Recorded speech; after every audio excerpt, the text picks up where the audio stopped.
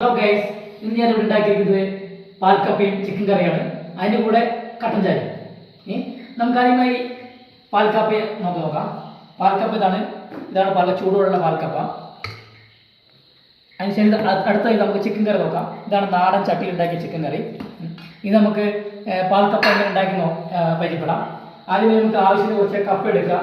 കപ്പ എടുത്ത ശേഷം അത് ഒന്ന് കഴുകി ചെറിയ പീസുകളാക്കി എടുത്തിട്ട് അതൊരു വേവിച്ചെടുത്തിട്ട് വെക്കുക. എന്നിട്ട് അതിന് ശേഷം അതിലേക്ക് കുറച്ച് ചെറിയുള്ളിയും അതുപോലെ കടുകും ചുവന്ന മുളക് അങ്ങനെ വറുത്ത് എടുത്തെടുക്കുക. പിന്നെ വേണമെങ്കിൽ നമുക്ക് എരിവ് വേണമെങ്കിൽ കുറച്ച് മറ്റേ പച്ചമുളക് ഇടാം.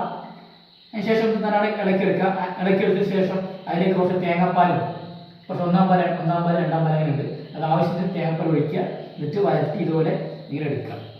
അങ്ങനെയാണ് ഇത് ചെയ്യുന്നത്. നമുക്കിതൊന്ന് വെള്ളം കഴുകി നോക്കാം. നമുക്ക് ആദ്യമായി പാൽക്കപ്പ ഒന്ന് എടുത്ത് നോക്കാം.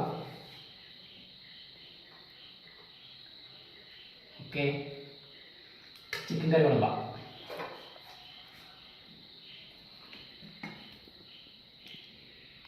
ഓക്കെ, കട്ടൻ ചായ. ഇതാണ് നമ്മുടെ കട്ടൻ ചായ. പാലില്ല, നാടൻ കട്ടൻ ചായ. ഇതിലുള്ള ചായ. ഓക്കെ,